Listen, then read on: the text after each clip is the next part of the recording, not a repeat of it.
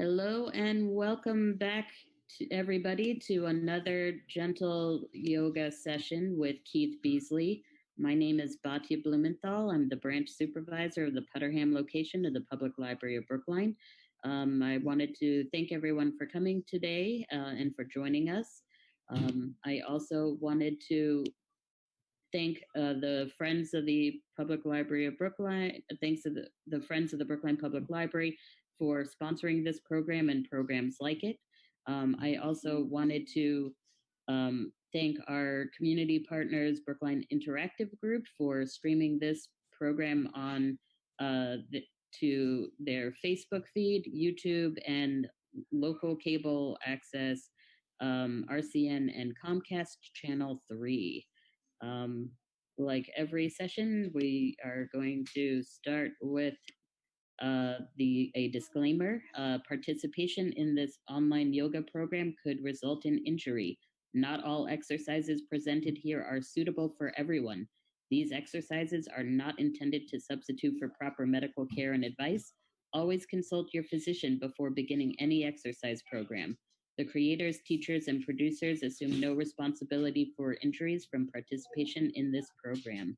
And just for our viewers who watch it streaming live through Facebook and through local cable access, just to let you guys know, there will not be a live program on Facebook and cable access next week, August 7th, but you can watch all of our programs are recorded, and you can watch other older sessions on our Facebook page from the library and on YouTube from Brookline Interactive Group.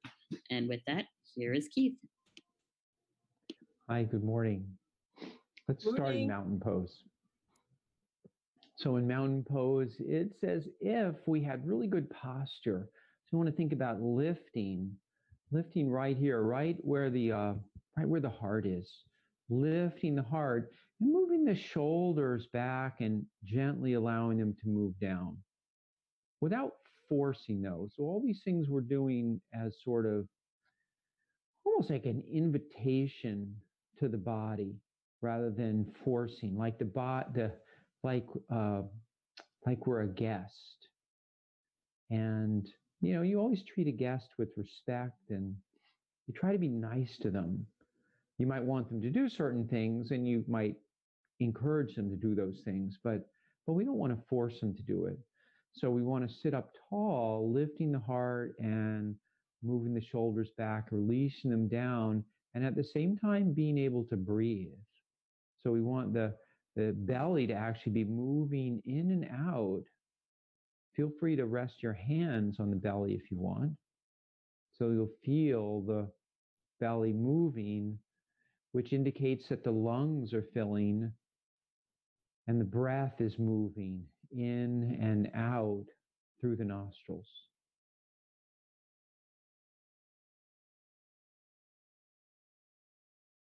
Now we want the feet about hip width, maybe a little wider. We want to feel stable. That's probably the most important thing.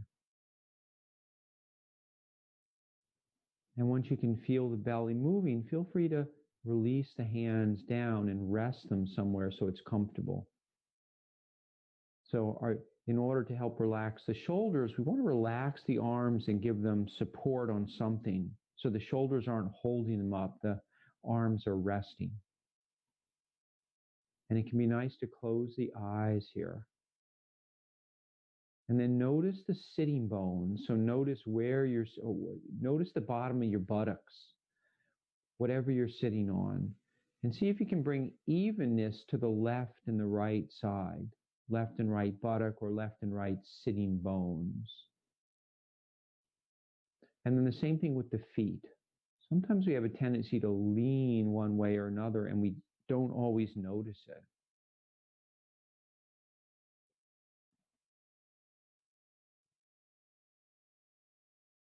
And then as you continue to breathe naturally, bring your attention up to the tips of the nose, right where the nostrils begin.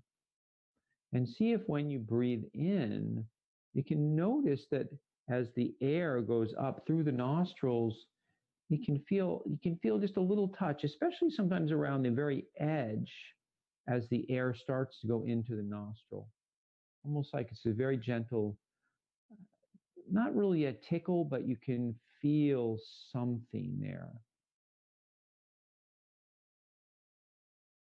So first we have to bring our mind to that area. So the very tip of the nose, bring your attention there and see if you can feel something. If you can't, it's okay too.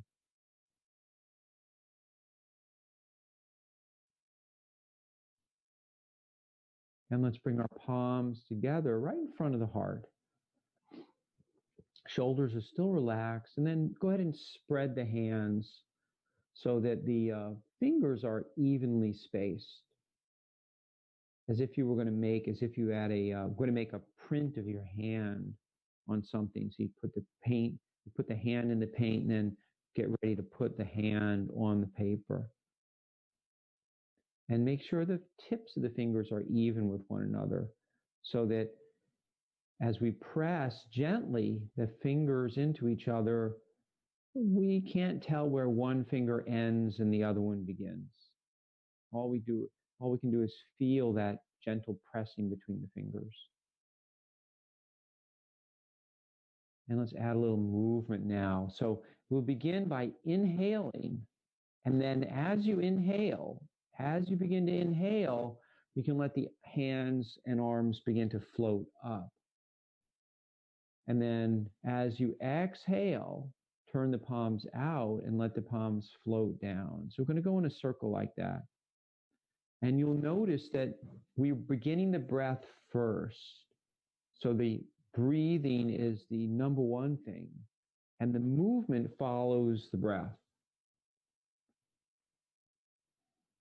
The movement follows the breath, not the breath following the movement.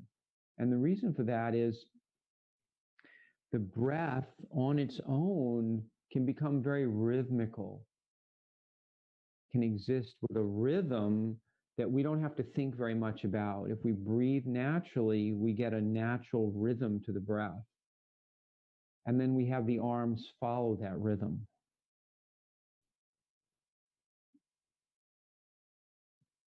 And we'll do it a couple more times, keeping the shoulders relaxed. So you have a lot of latitude on how big the circles are here. So some people may want to reach way up, and only do that if your shoulders feel okay. If when you begin to go way up, the shoulders go way up towards the ears like this, then you're probably going too high. So notice that the movement is very similar whether I'm making small circles or I'm making big circles. And we want to fit the movement, the size of the movement to our joints and the way things are actually working in our body. We're all different. And let's go ahead and bring the hands back together. And we'll do the same thing the opposite way. Before we begin that, feel the feet again. Bring balance to the feet. You could even, so a couple things you could do here. If you have your block, your trusty block, or remember we haven't done it in a while, you can roll up a towel and put a rubber band around it. And if you don't have it this time, you can do it next time. But you can put something here to engage these inner thigh muscles. And that helps a little bit with the activating the gluteal muscles and all the pelvic muscles down here, including the pelvic floor and the deeper abdominal muscles. So that can be a nice thing to do. And we're going to inhale, and then as we exhale, we drop the hands and we circle around. So remember, the movement follows the breath. I'm inhaling, coming up, exhaling, floating down. Inhaling, coming up, exhaling, floating down. And I kind of like this feeling as my hands are floating up and my palms are turned up, almost feeling the air as my hands are sliding up. And then the same thing when they come down, my hands come together and I can almost feel the air coming up underneath the hands. You could even do it like this if you wanted. And for those who are familiar with Tai Chi, it's not done exactly. The shape isn't quite the same, but there is a number of movements in Qigong and Tai Chi where the hands are very open like this, and they're moving through the air, and we're feeling with the palms and the bottoms of the fingers as the hands are moving. And then a couple more times. And you can even very gently press the feet into the floor here. And by that, I mean just a little bit of effort, enough effort so that these top leg muscles begin to contract to press the feet down. A little bit like when you're going to stand up. When we go to stand up, we have to press the feet down to shift the weight into the feet. And then one more time, up and around and down. And let's go ahead and bring the hands back and let's roll the shoulders. So remember, anytime during our practice, you can always stop. You can always pause to catch your breath if things are too strenuous. In fact, if it's yoga shouldn't be so strenuous that we lose the natural rhythm of the breath. So we always want to feel like we're breathing comfortably. And if we're not breathing comfortably, it's good to pause for a moment, stop maybe for 30 seconds and catch your breath again. Because it's partially that rhythm, and it's also the breath is connected to the nervous system, and the nervous system, we have the parasympathetic and the sympathetic nervous system. We have the fight or flight response, and we have the more relaxing and calming side. And we like to be doing yoga in the calming side. And let's take a few breaths. So our cactus breath, inhaling. And that's one of the reasons we emphasize the breath in yoga, is its effect on the nervous system. And two more. And then in this last one, if you want, you can give yourself a little hug. A little hug. You can wrap the arms around. You can wrap around anything you can get a hold of here, as long as it's comfortable. And take one more breath like this. And it feels really different when you hug, when your arms are crossed like this and you try to breathe, it's constricted here, but it's more open in the back. And sometimes the breath, you can bring your arms down now. Sometimes the breath will travel into the back. So think about that throughout the class today, that when we do certain poses, it's easier to breathe into the front part and into the front ribs. And in some poses, it'll be easier to breathe into the back ribs and the shoulder blades. The nice thing about doing both is that we get a chance for the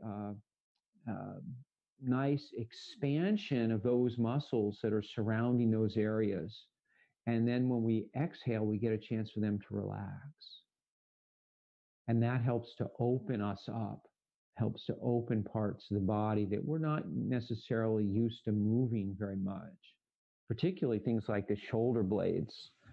If we sit at a computer like this, we tend to have the shoulder blades are rounded and we're a little bit leaning forward usually. And let's wiggle the toes. So we're going to wake up all parts of the body, starting with the toes. So go ahead and look down. If you see my feet, the rest of my feet are flat, and I'm lifting up my toes. So if you have shoes on, see if you can bring your mind or your attention inside the shoes. Feel the bottoms of the feet on the shoes, and then lift and spread the toes as best you can. They won't move as much as if you didn't have shoes. And then let's go ahead and rock the feet. So you may need to move your feet a little further out or a little further in. And as you rock your feet, feel the bottoms of the feet. So I want to be bringing my attention so that I'm really noticing when my toes lift up and the ball of the foot lifts off the floor, I really feel my heels. And when I lift my heels up, I really feel the balls of feet. Let's try this. Instead of rocking back and forth, come up and lift your toes and the balls of the feet up just for a moment. So not too much effort here, maybe 50% effort on the lift. And then see if you can feel the balls of the feet. You can even try this. Try wiggling the toes back and forth as you do this. And you should be able to feel the skin right back here kind of wiggling on the floor. And so that's what we want to focus on. We want to be able to feel that skin on the heel. And then let's go the opposite way. Lift the heels up and then feel the balls of the feet. So the balls of the feet are the area right below the toes here. And we want it to be even. So even on the big toe and the little toe side. So and my heels lifted, and then go ahead and wiggle the heels a little back and forth. This is a very small wiggle. Just enough to start to move the skin here, and then we can feel it. And so when we feel it, we want to think about it up in the brain, so that as we rock our feet, so let's go back to rocking the feet. We're remembering, what does it feel like to feel the heel? And what does it feel like to feel the ball of the foot? And then as we start to make that connection, and with practice, we get so it's easier. We can feel them a little faster. So if I'm rocking my feet faster, I can actually feel that moment when the skin touches the ground. And then the moment when it goes back the other way. And that also goes for the skin along here. So we have the arch here that is usually a little lifted, so it's not on the floor, but the skin, almost like a C shape, the skin here, and then we rock from here across the foot down back to the heel. So you can even start to feel the sides, that side edge of the long part of the C shape, the middle of the C shape. And let's add the hands to it. We've got the feet going. Let's add the hands like this, rocking the hands out and back. And let's begin to rock them and lift them up slightly as we ride up on either the heel or the heel lifting or the ball, the foot lifting. So we're lifting. There's a feeling of lifting in the feet on one end of the foot. And we want to add that feeling of lifting to the hands. So if I turn sideways like this, I'm feeling this. It's kind of a U. My hands are going in kind of a U shape. They're going down and up, and then they come down and in and up. So I'm going back and forth like that.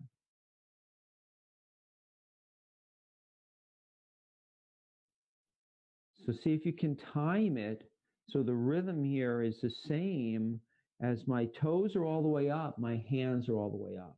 And then as my hands come down, my hands come up again, then my heels are all the way up. And it doesn't really matter whether or not the hands are out here and up when the heels are up, or the balls of the feet are up. We're really just going from one completion of one rocking to one side and then rocking to the other side, or one end. And you could even make so here the U shape is a little bit smaller. So you could make it a big U shape, or you could make it a small U shape. The one thing to keep in mind is that you have to vary the speed at which either the hands are traveling or the feet are rocking if you're going to keep them in sync. So if I'm making a big U shape with the hands, my hands have to either move a lot faster or my feet have to move a lot slower, which is a reason why you might just want to have them sort of a little smaller movement. But you can experiment. If you're adventurous, you can experiment. And let's bring the arms down. Let's roll the shoulders. And let's bring the hands, just rest them on the shoulder like this, and we're going to do some turning. So you have a choice here too. You can work with the hands up around the shoulders like this, or you can even lower the arms down a little bit, depending on how your shoulders feel. So for some people, it might actually feel better to work down here. And this is similar to when we stand. Sometimes we do that standing, we call it coat sleeves. And all like we're flipping our coat sleeves, but we don't need them now, which is nice. I mean, it's been nice and hot, so I can't really complain. Although it was pretty hot, it's been pretty hot, but overall pretty nice summer so far. We could use a little rain. If anybody's listening, we could use some rain. And then let's come back up. We're going to go from side to side.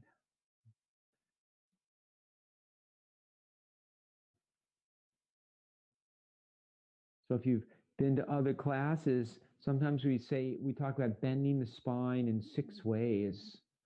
And the first one we usually do is flexion and extension. And the last one we do is twisting. But so this is number 5 and 6 with bending the spine in 6 ways. And this is number 3 and 4. This is laterally bending the spine, back and forth. And this is nice because we get some good contraction on the side of the body. And if we relax a little bit, when we go to the other side, we get some nice lengthening on the side of the body. So we go from a contracted to a lengthened. And you could also add the arm here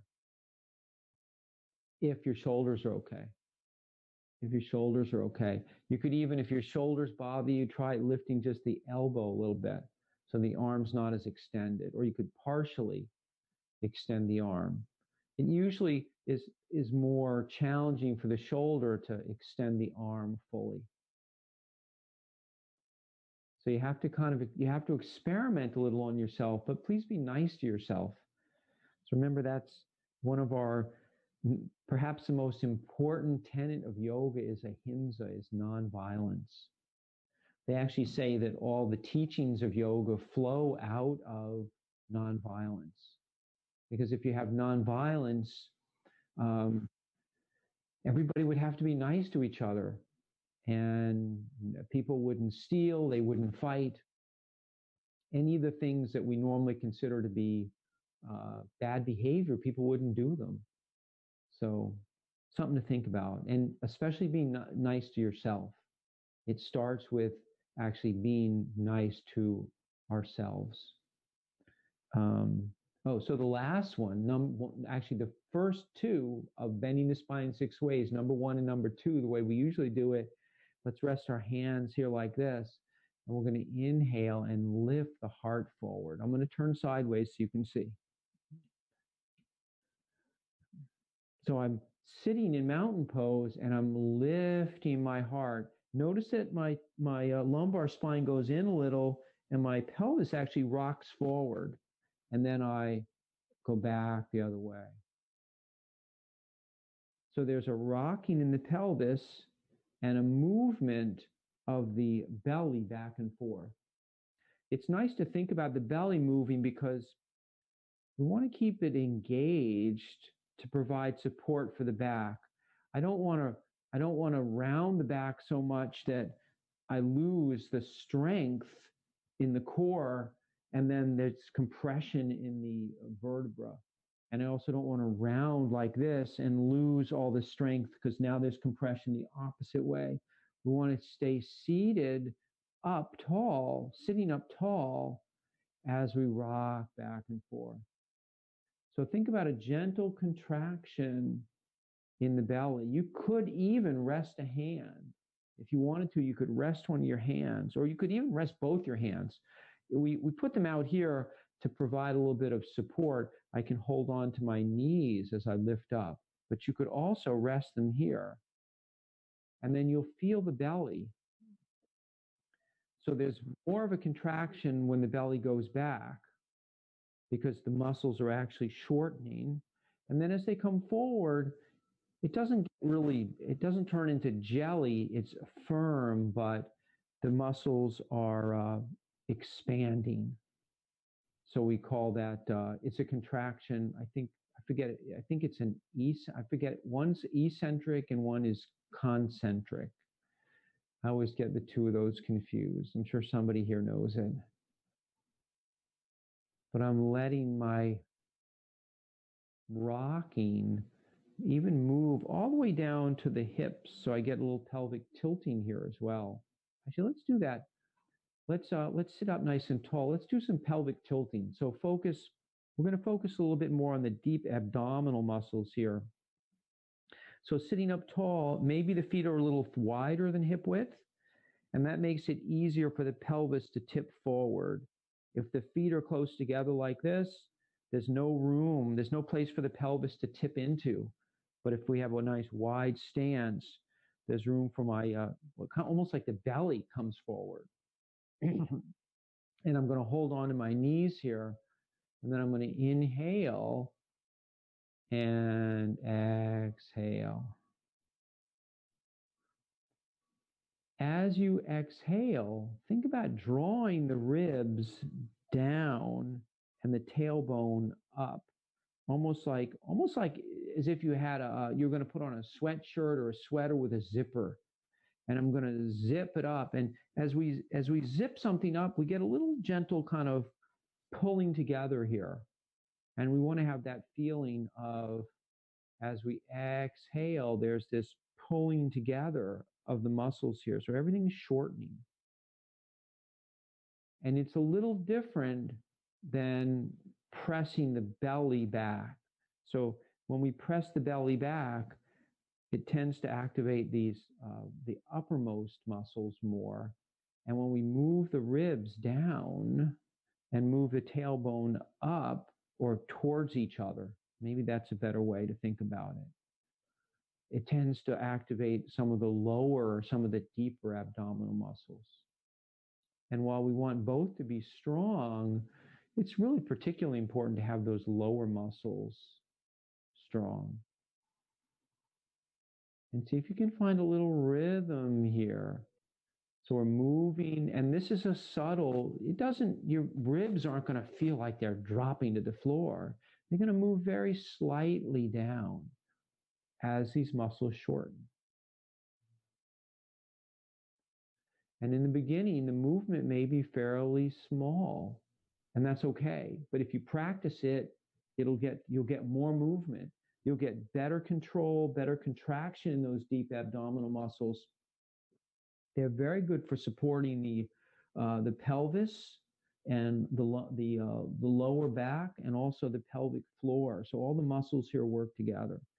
So our pelvic tilting is like this.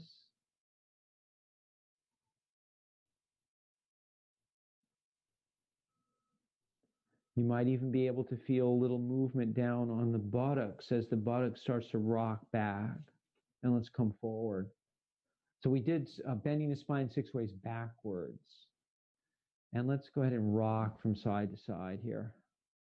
So we're moving, lifting one foot up and then the other.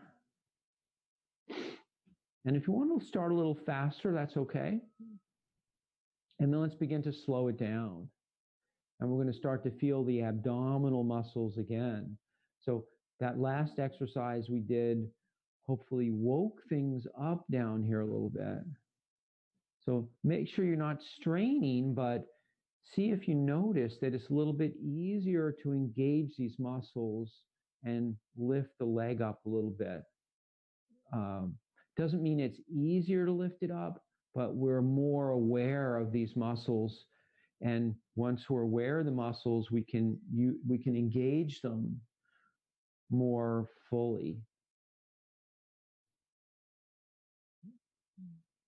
And let's come back down and let's sit up and let's finish with the legs. So we did the rocking. Oh, we didn't do the circles. Let's do the ankle circles. So we're circling the ankles and then back the other way. So as you're circling, there's a tendency for the ankle on the dominant side. So if you're right-handed, so it's my right hand, even though it might look like my left, usually the right side works more easily. So see if you can get them to go exactly. Let's do the hands at the same time, so that we're working together here to keep the feet in sync. It's almost like the right side's teaching the left side. So it's more important to keep them working together in a circle. Don't worry about how fast they're going or how smooth they're going. See if you can keep them so that as they turn out together. And as they turn in together. Now let's go the other way. And if you're doing the hands, same thing with the hands. Go ahead and hold the hands down so you can see them. Almost like if I hold my hands down here, it's almost like they're covering my feet. But they won't actually cover it. I'll be able to see both because they're at a different spot, from a perspective. But I can time them so that they're working together. And let's go the other way again. Keeping the shoulders relaxed. Notice how the elbows are right by my sides. So I'm not using the shoulders to keep my arms lifted. Just a little bit. And then I'm going to go ahead and rest. And we're going to lift up. And let's point and flex a few times. So notice if your leg is straight ahead. Sometimes they kind of go out to the side. So try to keep it straight and point and flex, and then switch sides. Same thing on this side. Make sure the leg is straight, going straight ahead, and point and flex. And think about keeping the foot flat, as if the foot was flat on the floor. When I lift up, sometimes it rolls one way or the other. So see if you can make it flat as you do this exercise, this sort of pumping. And let's add the opposite hand like this.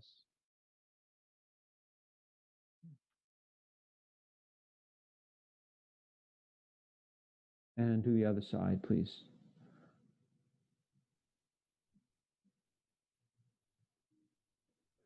And you can add the hand to that if you want. So remember, this is your practice. You can add or subtract whatever you like. I'm really, especially since we're not in person, I'm really like a guide. And you have to decide, do I like this exercise? Or maybe it's not for me today. Or maybe I never liked it. In which case, skip it. Do something that you like, or just pause and take some breaths. So we talked at the beginning about how the breath is really the doorway to the nervous system. And now sit up nice and tall, and we're going to lift up. So we're going to do some leg lifting. So imagine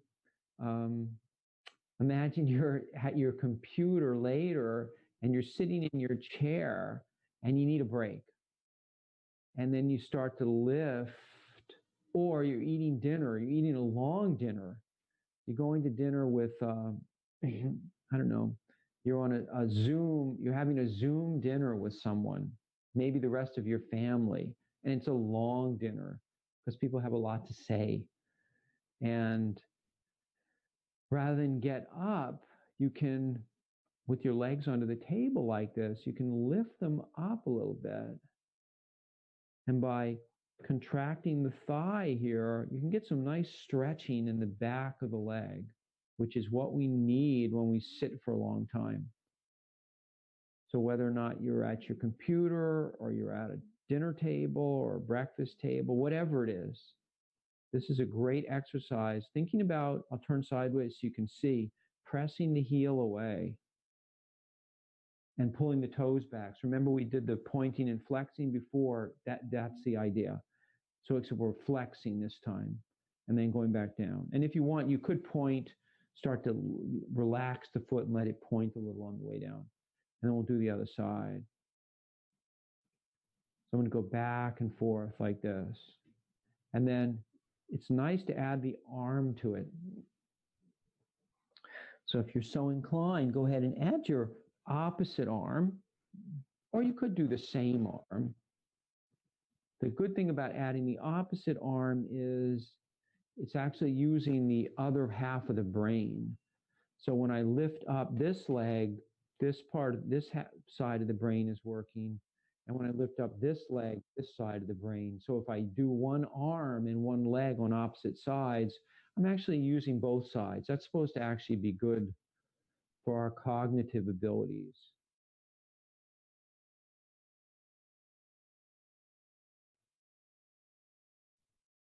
You can feel an attachment between the foot and the hand when you come up, or imagine an attachment.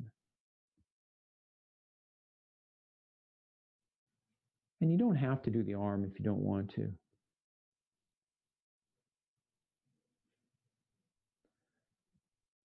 You could also add the breath to it. That can be nice to inhale up. And for me, I get, when I inhale, I get a little better. It's easier for me to sit up. So when I lift up, it's like a little bit more feeling of lengthening this elongation of the spine, which is nice, especially since when we lift the arm, and especially when we lift the leg, we've taken away one of our supports and we tend to slump a little. So we need to lift up. We need that extra effort to help lift up. And we've done this for a couple of minutes. If you're tired, you want to take a rest for a minute, just pause for a moment, take a break. If not, you can continue to lift up. You might even notice that one side's easier to lift than the other.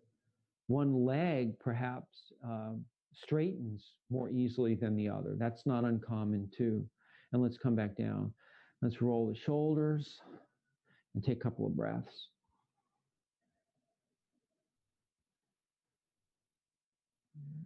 If you're using the back of the chair here, it can be nice to lean back slightly and let the chair support the back as I lean back. And that's going to give a little more lift. It's going to give a little more lift. I'm going to grab this other chair so you can see. And it kind of depends on your chair. But if I sit all the way back like this and I lean back, notice how the front opens. There's a more rounding here. I wouldn't call it a back bend, but I would say that it's opening the heart. I'm not trying to do a back bend. I'm trying to open things up and make it a little bit more freedom of movement between the shoulder blades. And let's see, where were we? Let's slide forward in the chair and let's go around. Let's do some circling here. To notice the feet are fairly far apart for support. If they're too close together, we get really unbalanced in this movement. So we want nice wide. You might even move your feet a little further out away from the chair. So when you come forward, you don't fall out of the chair. And try looking out in front, not down at the floor. If we look down, we're going to round the back. We don't want to do that. And I like to use my arms. Notice how my hands are on my knees and I'm straightening and bending my arms so that this straightening and bending becomes a part of the movement. So not only am I circling around, but my arms are in sync with that circling. And let's go the other way. So this can be supportive, doesn't take quite as much core strength to do this. It can also be a little more freeing, or you'll feel a little more freedom because it doesn't take quite as much effort, and maybe the shoulders move a little bit more. If you want, if you feel like it's too easy, you could take the hands away. You could take the hands away and you could even stir like this, like you had a pot of something, a pot of, I think what's a nice summer dish, maybe some gumbo or gazpacho or vichyssoise. I don't know if anybody eats those. We don't have a lot of tomatoes yet, so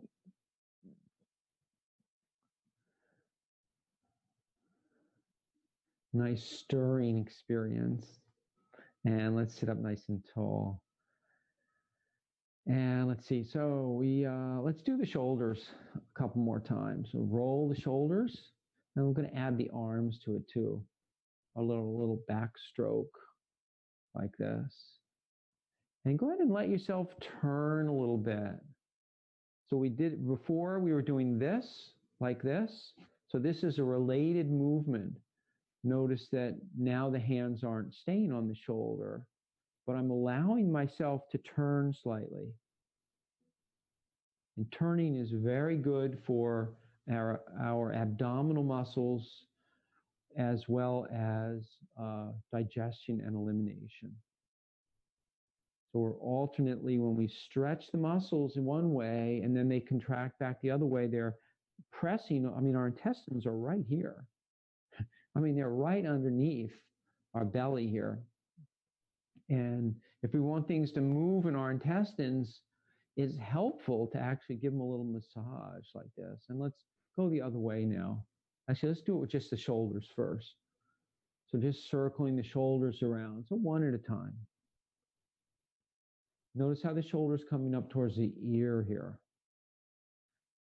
And I'm not leaning my head too far over. I want to try to keep the head relatively neutral. And I'm letting my shoulders move a little bit. So I don't mind that as part of the exercise. And then I'm going to start to do my little swimming here. Thinking about reaching across the body to the opposite side and then coming down the leg. Just as if you were going to swim. Just as if you were going to swim. So when they teach swimming, or if you watch people who swim, you watch the people who are, on swim teams or Olympic swimmers, you can watch them. Their whole body turns. This is how they get the power. Their body is turning, their arms coming across. It's not just reaching straight out. It's coming across the body. And again, we get that nice turning in the belly. Nice turning in the belly. And let's come back up. And we're going to do the neck.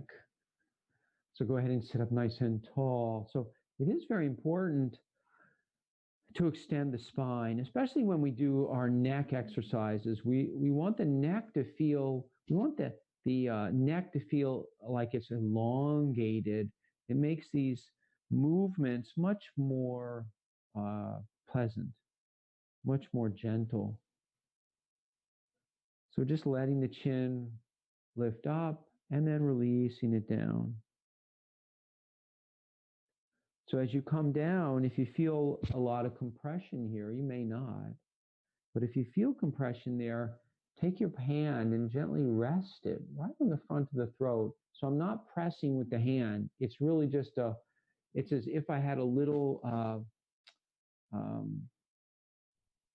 plastic thing that was shaped in kind of a U-shaped. And I set it here and then I could rest my head on it and lift it up. So when my hand is here, I can't really compress my throat because my chin bumps into my hand. So it can be a nice way to help keep the throat open.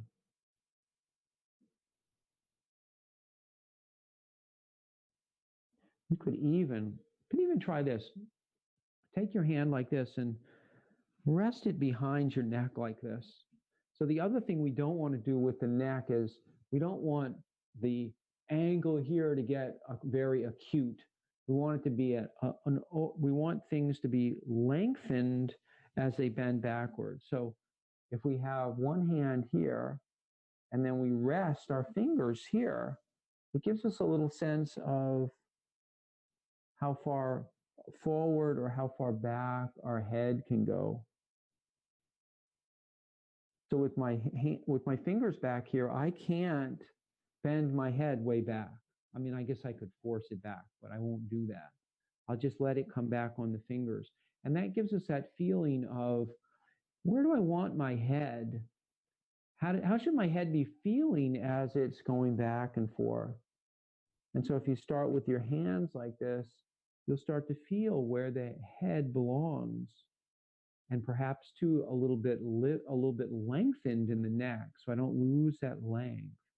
And then try taking the hands away and not going forward or back anymore, but see if you can feel that lengthened part of the neck as you're bending forward and back a little bit. So we just used our hands like props, kind of like when we use the block between the legs. We have all kinds of things. You could also, maybe let's try this. Instead of a block, take your fists like this, put your fists together, and then just walk the feet a little bit closer so they're about hip width. And if you have your fists down between the thighs, you can actually press on them.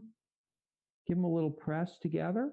So we're activating these the adductors. And then go ahead and bring the hands to the outside and then press the legs out into the hands and press the hands into the legs so that things aren't moving. So I'm pressing one into the other, but they're staying in place. And then try the other side.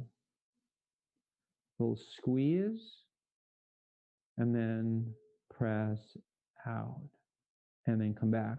So let's finish the neck. So we'll lift up, and then we'll tip the head.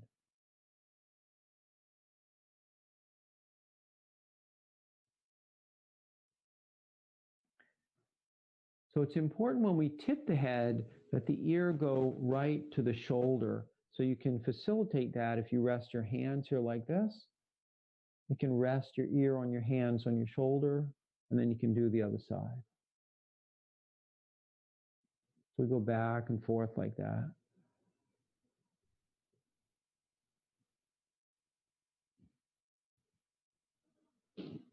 So I'm keeping my face forward the whole time. Even though my face is moving like this, I'm not looking down and I'm not looking up. It's staying forward. And that's what we want. And let's come back up and then take one hand and find your, your collarbone is right here. So take your right hand, I'll mirror you, and put it right, find your collarbone like this, and just rest the fingertips right on the collarbone. What's going to happen is it's going to help stabilize the shoulder on this side. I'm going to let my arm hang down here. And then I very gently just release my head to the side. I'm not forcing my head over. I'm simply relaxing the head and letting the weight of the head. And then do that one more time. And then come on back up. Let's do the other side. So you don't have to do this. This gives you a little bit more stretch in these side neck muscles when we stabilize the shoulder. So on this side, same thing. The collarbone is here. Find fingertips from the opposite hand. Rest on the collarbone, and the arm on that side hangs down. And then we tip over. And just like before, when we had our pillow there, the ear is coming closer to the shoulder. So the movement here for the head is really the same as what we were just doing. We're just stabilizing the shoulder here. Now let's come back up, and we're going to turn from side to side. And let's use our hand. I really like doing it this way. You don't have to. You could do it without the hand. It's almost like I'm following my finger.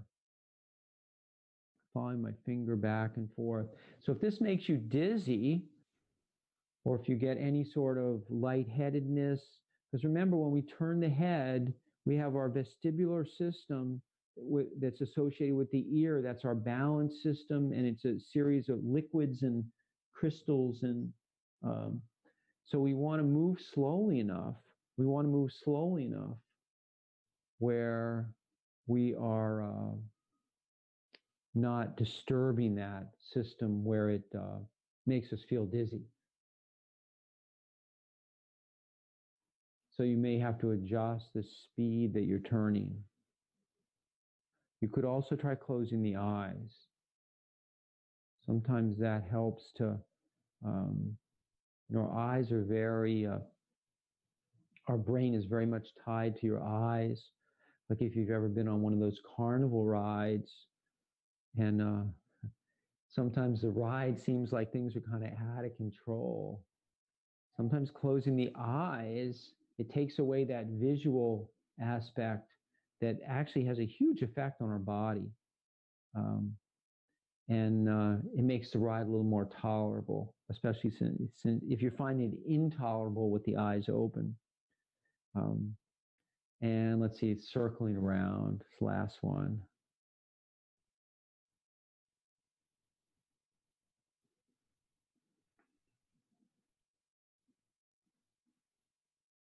And we're going to stand up now, or just actually take one moment, take a couple of breaths. You can stand as long as everything's feeling okay. Take a couple of breaths, so if you want, standing or seated. And then you have a choice here. You can stay seated in mountain pose, or you can stand up in mountain pose. And if either way, let's gently turn. So this was the coat sleeves exercise from earlier, that I mentioned earlier. And if you're seated, depending on the arms on your chair, you could be working with the arms like this. You could even do this standing. It's actually an interesting, you'll probably find you get a little feeling of twisting in different elevations in the body, depending on where your hands are. So if I'm higher up here, it feels to me like I'm getting a little more turning up around the shoulder blades. And if they're down here like this, I feel like I'm getting a little bit more turning down in the lower ribs and the abdomen. And let's do our balance pose.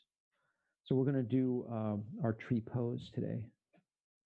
So you might need a chair. Feel free to have the chair either in front like this. You can rest your hands. I'll turn sideways like this. Or you can have it on the side, or at least have it handy, or you can also do this seated. So tree pose, we're going to stand up nice and tall in our mountain pose. Perhaps your feet are a little bit apart for this. So we have a nice straight leg. We're going to pat our right leg like this, and then we're going to lift up the left. And just start by coming onto the toes like this. So we're really pressing the foot firmly, extending the leg, extending the spine up, and then finding a spot for that sole of the foot. Whether it's on the, you could even rest the tips of the toes like this, or you could rest the foot on the foot, or you can bring the foot on the inside of the calf, or you can, some people can bring it up and put it up in the inside of the thigh like this. I don't always recommend that. It's kind of hard on the knee. Just don't put it on the knee. So if you put it on the knee, it presses the knee in that direction. We don't want that. And let's come back down to the other side. So let's stand up nice and tall, and then pat the other leg. Press that foot, extend the leg, extend the spine. So we're going to make that other foot weightless, and then find a spot for the sole of the foot. Just not on the knee. Standing up nice and tall. Then we'll come back down. We're going to add the arms this time. So we come back to our tree pose. Pat the opposite leg this time. So this is our standing leg, our firm leg. We're pressing firmly into the floor. And then we're going to bend the other one. And then if you want, if your balance is good here, you can add the arms like this. I'm sorry, I know you can't always see my whole arm. So you can work like this, like a tree. You can have leaves if you want. You could work like this. You could even bring the palms together up over the head. So the palms are touching here, even though you can't see them. And then come back down. We'll do the other side. So remember, if you're seated, you can do the same thing. And you'd use the, say, the leg of the chair becomes your leg, your standing leg. And then I'm going to shift the weight, and then put the sole of the foot on the inside, and then go ahead and add your arms if you want. Remembering to breathe. It's the most important thing, especially tree poses, can be kind of a playful pose. You could even blow in the wind if you wanted. And some people are wobbly anyway, so, and then go ahead and come back down. Let's sit back down. And we'll take a few breaths here. So we'll inhale and exhale. And this time, give yourself a little hug around. And then again, and change the cross of the hug this time. So the opposite arm is on top. And we'll go back and forth like that.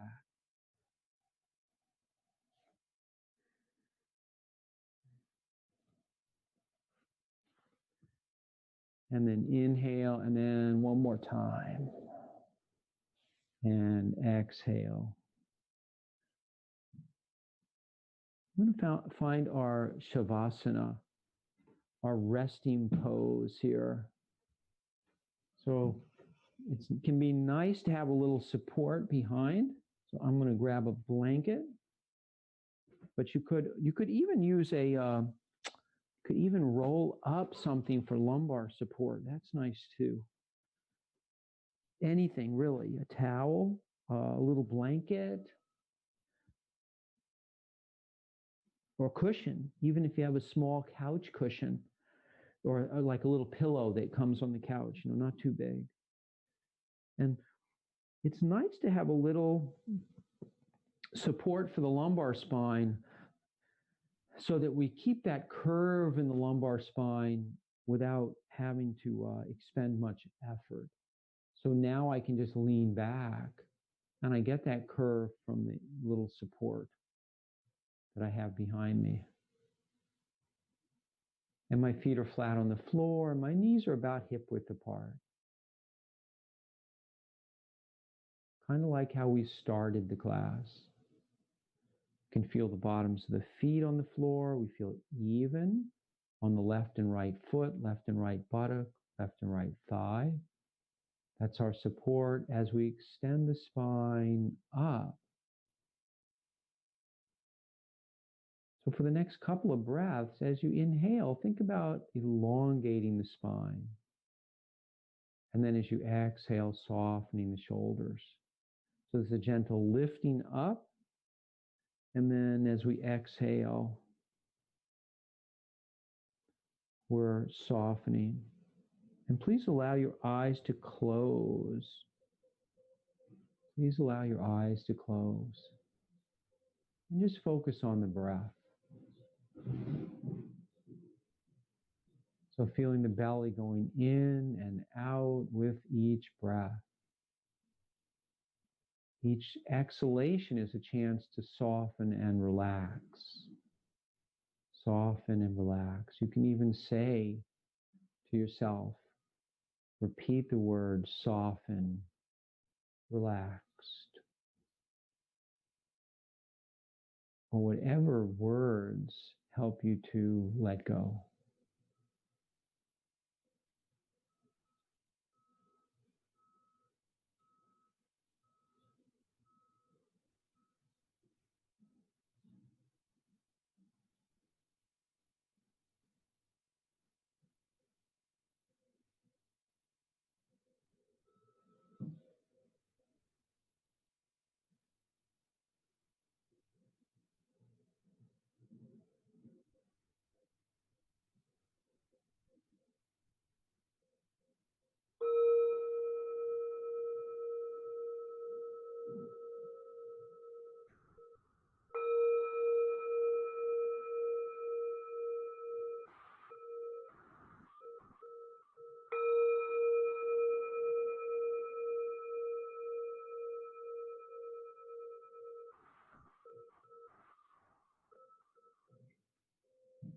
Namaste. Thank you for practicing today.